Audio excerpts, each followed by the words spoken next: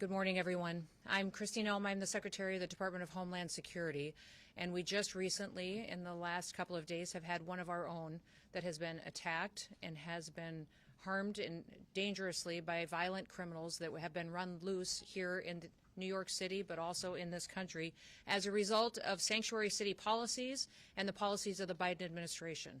I just want you all to know that we have our hearts and our prayers going out with our officer and with his family and his friends, and we'll be lifting him up in prayer for his quick recovery and his healing from this terrible tragedy that has befallen him.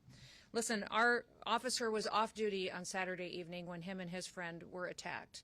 They were attacked by two individuals that were set on robbing them, and thankfully he had his service weapon with him and was able to defend himself and his friend and injured one of those individuals that was trying to do them harm.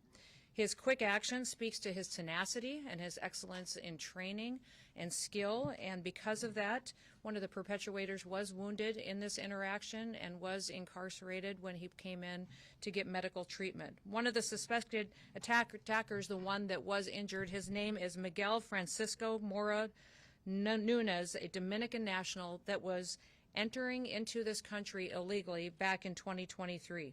He was then released back into this country by the Biden administration. Miguel Francisco Mora Nunez is and has a rap sheet that is a mile long. He was arrested. He was charged with grand larceny and also assault. The state of Massachusetts has an active warrant out for him for armed robbery with a firearm. He also has many other charges against him, such as kidnapping and witness intimidation. There's absolutely zero reason that someone who is scum of the earth like this should be running loose on the streets of New York City. He was arrested 4 different times in New York City, and because of the mayor's policies and sanctuary city policies, was released back to do harm to people and to individuals living in this city. Make no mistake, this officer is in the hospital today fighting for his life because of the policies of the mayor of this city and the city council and the people that were in charge of keeping the public safe. They refused to do so, and now we have the situation on our hand where someone who has dedicated their lives to protecting the public is now fighting for his own. I'm calling on every single mayor and sanctuary city and sanctuary governor to change their policies and to change their tactics right now. Their job is to take an oath to protect the public, to protect families that are out there every single day trying to provide for each other and to try to live the American dream, and they want to do so safely in their own communities. How many more lives will it take? How many more people have to be hurt and victimized before we have public safety be a #1 priority in some of our largest cities? When I look at what Mayor Adams has done to New York City, it breaks my heart to see the families that have suffered because of his policies. We can look across this country at other mayors. We look at Mayor Wu in Boston and what has happened there under her watch. What's happened in LA with the riots and the violence and the protests that have gone on because of Mayor Bass and what she has perpetuated. When you look at Mayor Johnson in Chicago and how devastating it is to live in that city and some of those poorest communities, how they suffer every single day with the violence that's in front of them, just because these individuals are protecting criminals. They're protecting criminals who go out and murder, rape, rob. They perpetuate violence on our children.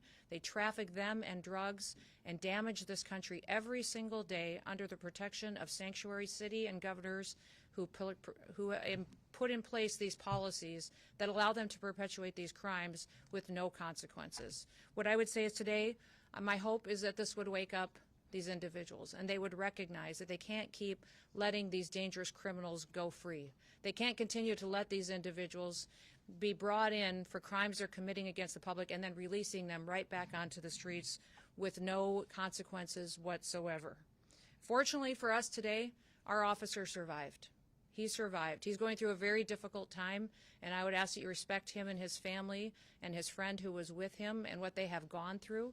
But I would also say that we can't guarantee that the next victim of these dangerous criminals will be treated the same or will be able to get through this dangerous situation. We were able to bring the second individual in and have detained him as well, and he will face consequences and hopefully strong prosecution for his crimes and his involvement on Saturday night. But my hope is that we can continue to, when ICE is out in our communities and they're lodging detainers against individuals that are in this country illegally perpetuating crimes, that we would have a city like New York City start to honor them and allow us to bring these criminals to justice, allow them to get them out of our communities so that they can't continue to hurt people like we saw on Saturday night. We still have a lot of work to do. We've seen violence against our officers go up over 830% just in recent days because of the rhetoric out of politicians and the rhetoric out of individuals who are letting this victimization go on and on against the public. So I would call on everybody today to recognize what can happen, how in one moment someone's life can change, their whole family can change, and it is happening every day across this country. And this officer and his family, while today they are suffering, they still continue to serve the public and recognize that they want to go back out and make sure that they're doing all that they can to uphold the rule of law in this country. We're doing everything in our power to make sure that our officers out on the streets have the equipment and the training and the resources and the backup that they need to do their jobs, but they should never have to deal with an individual who was arrested 4 different times for violating the law and then released. And that individual was released on the streets of the city because of Mayor Bass's policies and because of his city council's policies and because of politicians who talk big and then people get hurt. People get hurt, and in many cases they end up losing their lives. Let's hope that that's never true and that today is the day that those policies change and people get the courage to make sure they're making the decisions that actually do protect people going forward. We're going to bring the perpetuators of violence to justice. President Trump has promised that for the American people, and he's going to follow through on it. I'll do all that I can, and I'm so grateful to have partners like Rodney Scott with me from Border Patrol and Protection, and also with Tom Homeland as the borders are. We'll continue to work to make sure that we're dealing with the violence that we see on our streets, but we also recognize that here in these sanctuary cities, it's much more dangerous because of the politicians who aren't taking responsibility for what they're doing. They're setting the American people up to become victims of crime, and it has to stop today. I'd ask you all to keep our law enforcement officers in your prayers, their families, as they face the environment that they do every day while they do their job. This officer wasn't even on the job. He was out enjoying a beautiful evening with a friend of his and was a victim of crime, and it ended up with him mortally and seriously wounded, and he is going to, because of the great care of the doctors that are taking care of him today, pull through, but our prayers are going to be with him and his family as they work their way through this situation. With that, I will turn it over to Rodney Scott, who is the Commissioner of our Customs and Border Protection. Thank you, ma'am. Thank you for being here. Thank you, Madam Secretary, for all the support that you've given us and the support you're showing our officers today and the comments that you just made. My name is Rodney Scott. I'm currently the Commissioner of United States Customs and Border Protection. But as I talk, I want you to remember that I was also the Chief of the United States Border Patrol until 2021. I want to really start by thanking the medical personnel here in New York City at the hospital, the EMS workers, and even the guys behind me in blue that have shown tremendous support to our officer and to his family as well. We should not be here today. The reason these 2 assailants are inside the United States today is because of failed border policies by the Biden administration. I personally warned the Biden administration against their open border policies in 2021. I was ignored, and exactly what I predicted, many of us predicted, happened. Total chaos along the border. These 2 individuals, the 2 assailants, were released into the United States after being apprehended because of failed policies. President Trump stepped up and fixed those failed policies on January 20th of this year. With the support from Secretary Noem, we now have the most secure border that I've ever seen in my entire lifetime. Much of that resolution was by fixing failed policies based on facts and evidence. Sanctuary city policies across this nation, and some of these, and even states in some cases, are failed policies. The facts and evidence are there in front of you. It's time for local leadership and state leadership to step up to the plate like President Trump did, acknowledge crime as crime, acknowledge the fact that there's no global information system where we can vet these people coming into the United States. We do not know who they are, and we have to have border security where we simply know and control who and what enters our country, just like we do our homes. This should not be political. I'm calling on all state and local leaders to step up to the plate, get rid of these sanctuary city laws, and simply enforce the laws on the books. Work with your federal agencies so that we can actually root out these criminals from our neighborhoods. Last but not least, I should have said this up front, thoughts and prayers for our officer and his family, and I would ask that you keep them in your thoughts and prayers as well. Thank you for your time, but please remember this. This was 100% preventable. It was caused by bad policy, and it can be fixed with good policy. Thank you.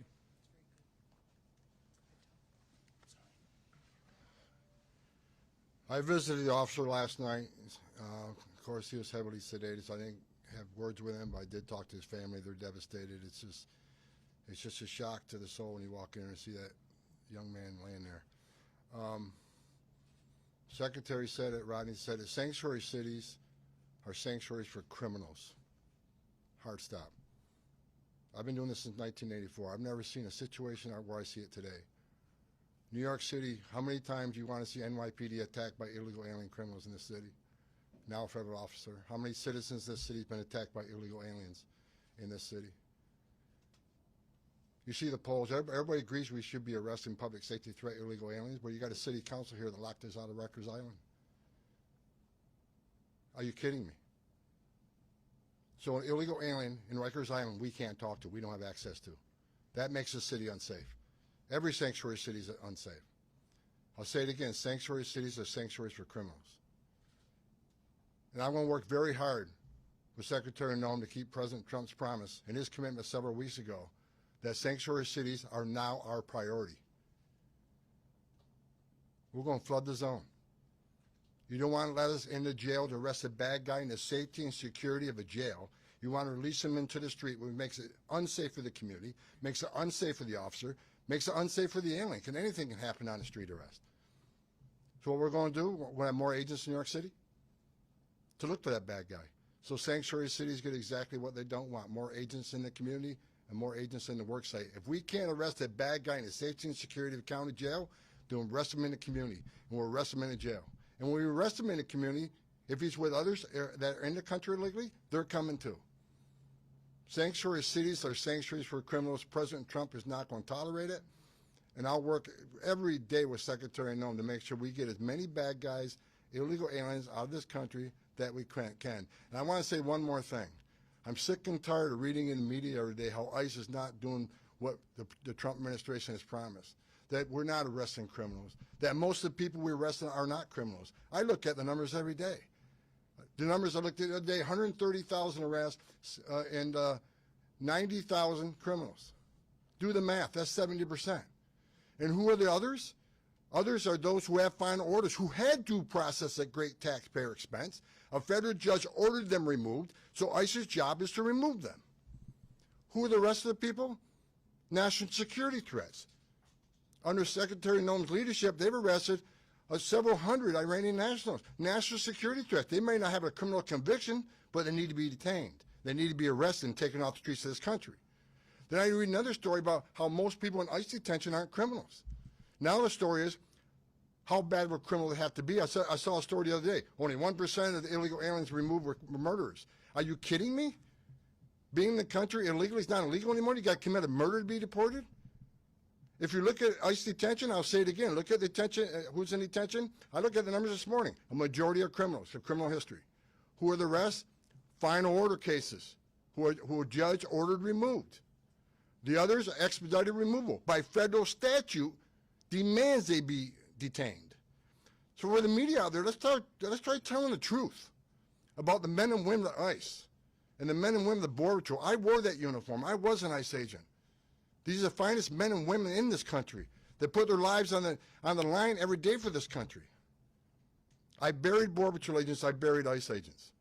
Luckily, thank God, we're not burying one today. Enough. I love the men and women of ICE. I love the men and women of the Border Patrol. They're finally doing the job they took an oath to do, and they got a great leadership of Secretary Noem, who's going to enforce the law without apology. I appreciate your leadership, man. That's all.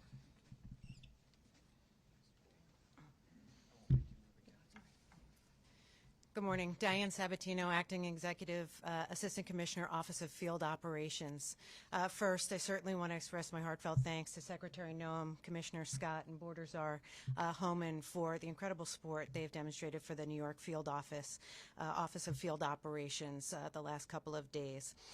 You know, it is a tragic scenario to get a phone call about an officer, any CBP, Customs and Border Protection employee, that's injured in the line of duty. It was even more tragic, this individual off duty.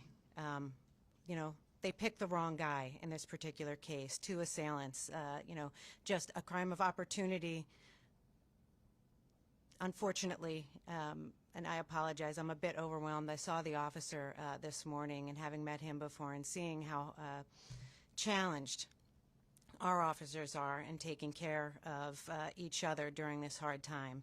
But just to get back to what I was saying, they picked the wrong individual to try to rob. And thank God, when we invest in our CBP officers, we invest in training, we invest in vigilance 24/7. Our officers and our agents stand watch 24/7 on the front line of the United States of America. And we'll take action, and we'll demonstrate that vigilance and dedication at any opportunity.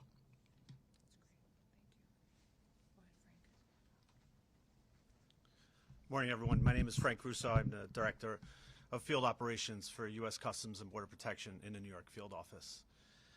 We sit on a historical site. This building, One World Trade Center, sits on the very footprint of our old custom house. We were here from 1973 until 9/11. The memorial fountains that sit outside this window remind us of the attacks on 9/11. We have employees who were here for the first attack in 1993. They were here for the attack on 9/11, and they're back again. Our officer who was attacked on Saturday night embodies all the courage and resiliency of all our employees in CBP who are here in the New York Field Office. And our hearts are with him and his family as he recovers. And we ask that you all pray with us for his quick recovery.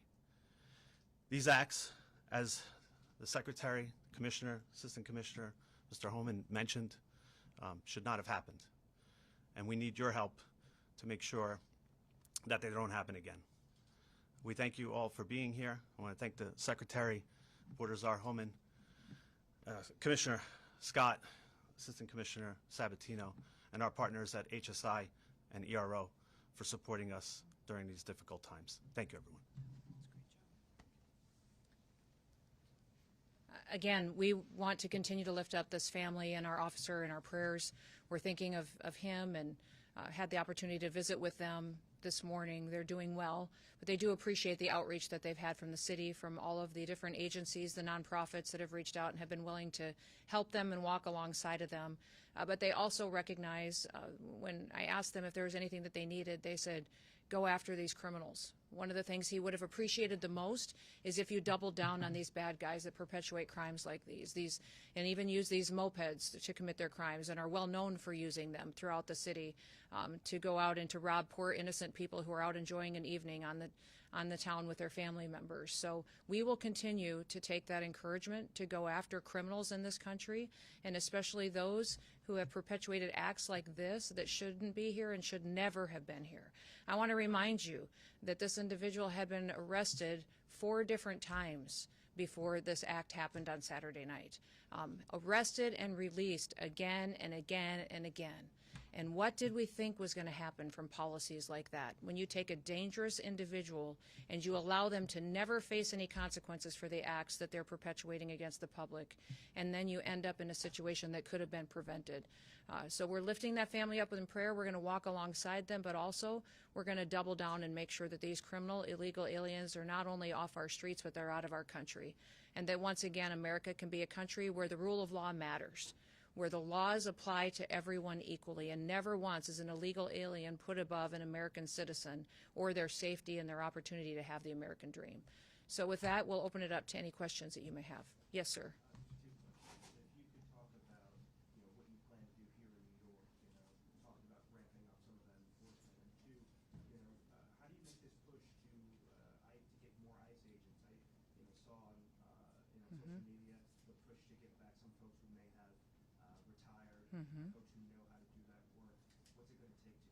Yeah, we've already had some retired agents that have indicated they'd like to come back and help. They love the opportunity to come back and work for an agency that's allowed to do its job. Under this administration, President Trump is allowing our ICE and our CBP officers, our law enforcement officers, to do their jobs again, and that's reinvigorating them and their desire to want to be a part of a team where someone's got their backs. What we'll do in a city like this is we'll double down. We'll put more agents here. We'll put more personnel here. We'll give them more equipment, more training for situations where they may have to go into a dangerous neighborhood where local law enforcement won't be there to have their backs. And we'll continue to talk to the public about the truth of what we're doing.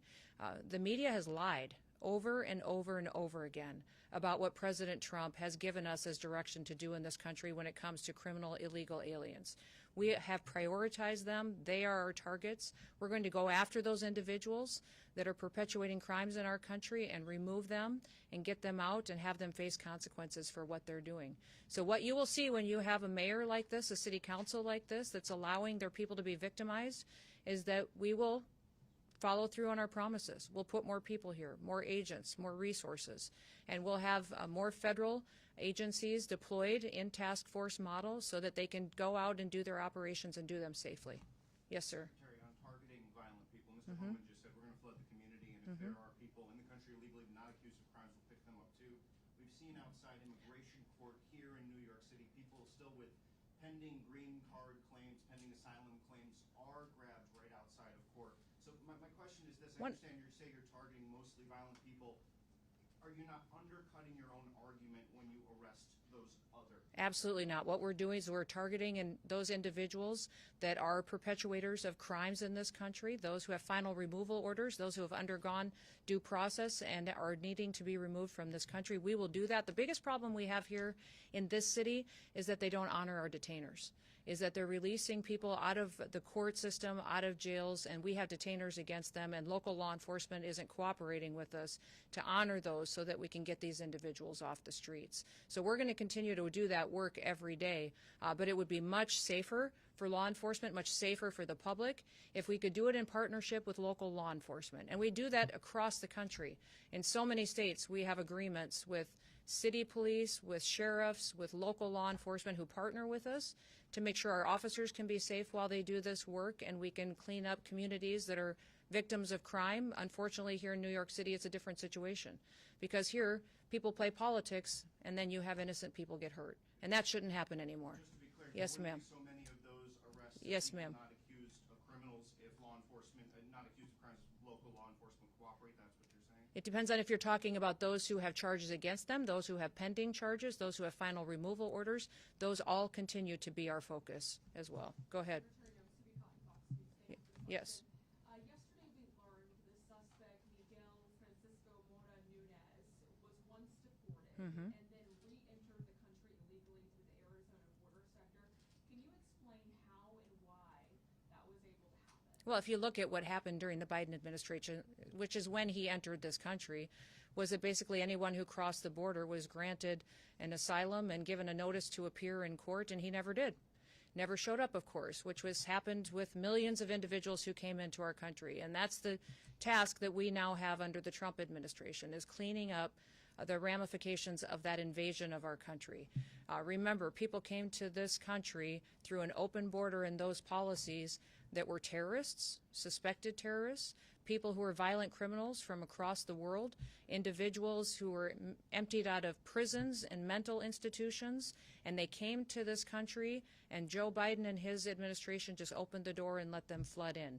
The individuals that perpetuated this crime and violence against our law enforcement officer on Saturday night and his friend were two of those exact same type of individuals that crossed the border under those policies. They shouldn't have been here. They had been arrested in the past and released again. I'm thankful we have a president now who's not going to allow that to happen anymore. Yes, sir. The arrest of the second suspect, what's his immigration status? He's an illegal in this country as well. And so he has been brought in. Excuse me? Could you tell us more about when he was detained? He was detained earlier today and was brought in. It's a case that we will continue to work, but he was a part of this robbery on Saturday night, and hopefully he will face full consequences for being a part of that. Entered under Biden also. He did. They both entered under Joe Biden's policies. And we're grateful for the work of our HSI individuals who were able to go out there and partner with other agencies to bring him in this morning. Yes, sir. Are there going to be any federal consequences for, I mean, you clearly laid the blame at the feet of our mayor and our legislature. And your city council. And our city council. Yes. Are there going to be any federal consequences for courts that continue to release migrants who are not only here illegally, but have committed or are charged with committing violent predicate felonies? Well, I just want them to know that we will use every tool at our disposal that we have the authority to under the federal government to bring safety to the people of New York City and to other sanctuary cities across this country. One thing I would encourage the public to do is to continue to speak out for safety, for the ability to walk their kids to school in the morning, for the ability to sleep at home at night safely and not have to worry about violent crime happening right outside of their doorsteps. I've been here in the city several times doing different operations with our ICE officers, with HSI officers, and it's amazing to me how you can be out on the street early in the morning while we're incarcerating many of these individuals who perpetuate violent crimes, and the citizens who live in those neighborhoods walk by us and they say, "Thank you. Thank you for being here. Thank you for helping us. Nobody would help us, and we've had to live like this for years. Thank you for giving us the chance to be able to walk down our street again without having to worry about who's going to attack us, who might hurt our children, or what might happen to our small business today." That's our mission every day, is to make sure that we're not going to do what Joe Biden did or what these sanctuary politicians do. They decide who has to be a victim and who doesn't be a victim when they pick and choose who they're going to uphold the law against and who they're not going to. And many times their policies have treated illegal criminals better than they have U.S. citizens. It's wrong and it needs to stop. And this situation on Saturday night where our officer was shot and wounded and hurt and is in the ICU right now in the hospital fighting for his life, that had to happen because it shouldn't have happened. It wouldn't have happened if we would have had the right leadership in the city. Yes. Hi, I'm Elaine with the New York Times. I'm curious, which sanctuary city policies do you think would have prevented this from happening? And was there an ICE detainer for the man who was arrested? I can't speak directly if there was an ICE detainer out against this individual right at this time, but he had been arrested 4 different times, had several charges against him. If you remember, I spoke about his charges in Massachusetts as well. For kidnapping. He had charges against him for larceny. This individual should have been deported and never been in this country, and that is one of the individuals that should have been prosecuted for his crimes, and then he would have been on our radar and we would have been able to remove him. And if I could, there was a detainer, but the issue, as the Secretary said, he was arrested at least 3 or 4 times by NYPD, but they're not allowed to work with ICE on your sanctuary city policies. That's what the Secretary's getting to. Cops should be working with the cops. This should be a nonpartisan issue. Cops working with the cops to keep New York safe. We're not asking them to be immigration officers.